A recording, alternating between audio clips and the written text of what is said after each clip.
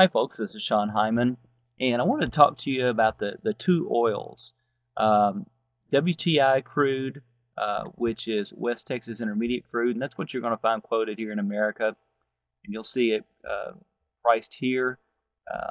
This is a chart that goes back to into 2009, and then we've got Brent Crude.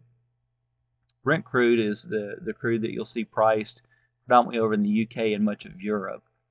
And so I watch these to get a read on the global economy. And why does it give me a read on the global economy? Well, these days, with more and more cars, trucks, 18-wheelers, etc., being out there, not only in the U.S., but China, India, different places, the world's oil producers are pretty much at capacity on what they can pump out there at this point in time.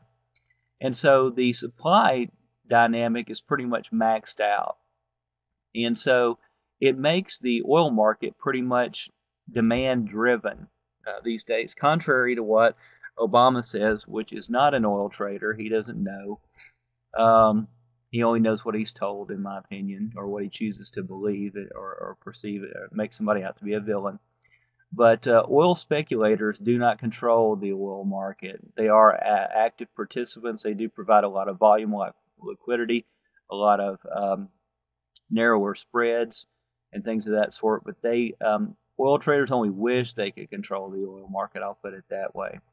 So, so back to the supply demand issue. Supply is pretty much capped out about what they can put out. You know, the Saudis will tell you sometimes they can pump out just a little bit more or whatever, but you know, most of the time I think that one, they're bluffing, and two, they're pretty much tapped out on output capacity. And so a lot of it is demand driven.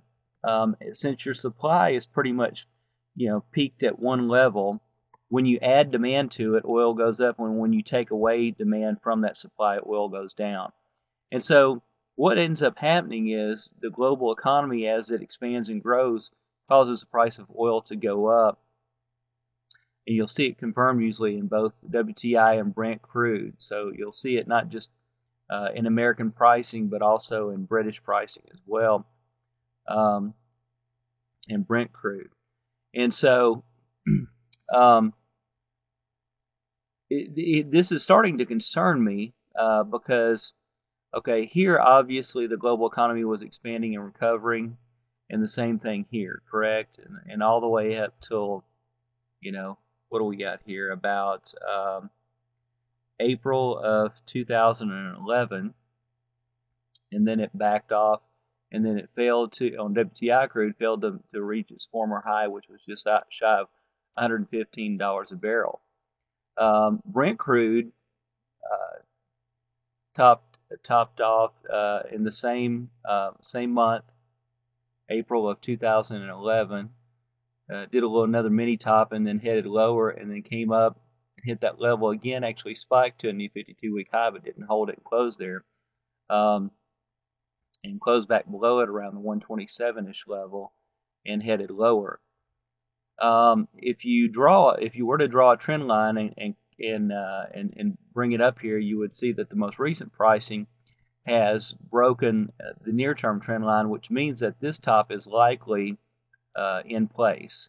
That is likely to be a real top. If that's the case, then you would have a double top here, and you would have likely peaking out in the global economy, and the global economy starting to head south.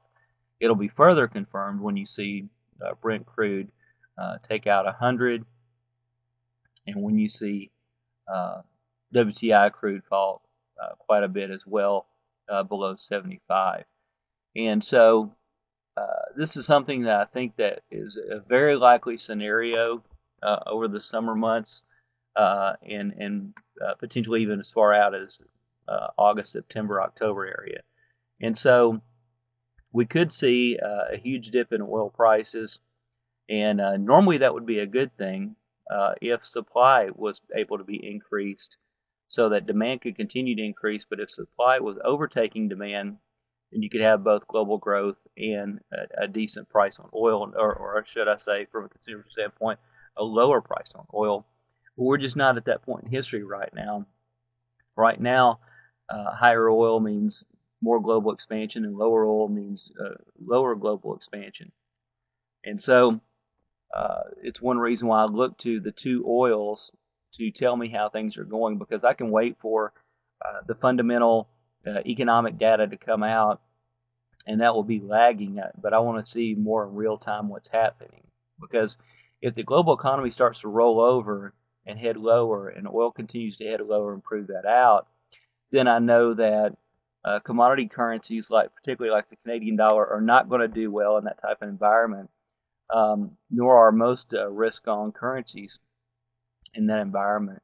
And I do know that if that continues, if oil continues to plummet and fall short of these highs and continue to head lower, if that's the case, then I know that the defensive currencies should do quite well, such as the dollar and the Japanese yen.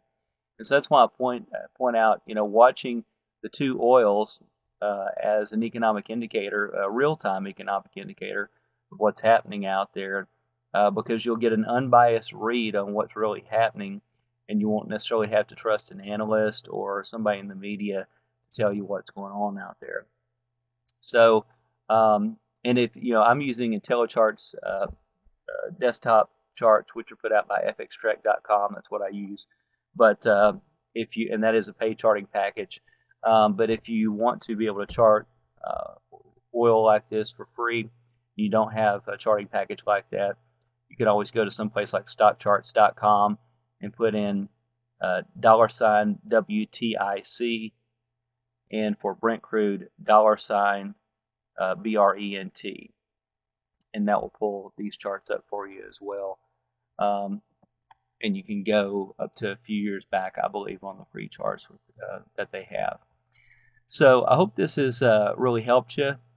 Keep an eye on oil and where it goes from here. Of course, if Brent were able to take out this high, and if WTI was able to creep above 115, then of course you would have global expansion for a while longer. And the reason why I say for a while longer is because there's a real dilemma right now, because on one hand, if you have global expansion, you have rising oil prices. On the other hand, rising oil prices get to a point to where they actually end up working against the economy and work as ankle weights on a runner, and actually drag the economy down. And that hit tends to happen anywhere really in the 115 to 125 range. But for sure, if you hit above 125, 130, man, you run the risk of another big collapse again. We saw that when oil, WTI crude, spiked up to almost 150 last time, and man, I mean, it just caused a huge unraveling,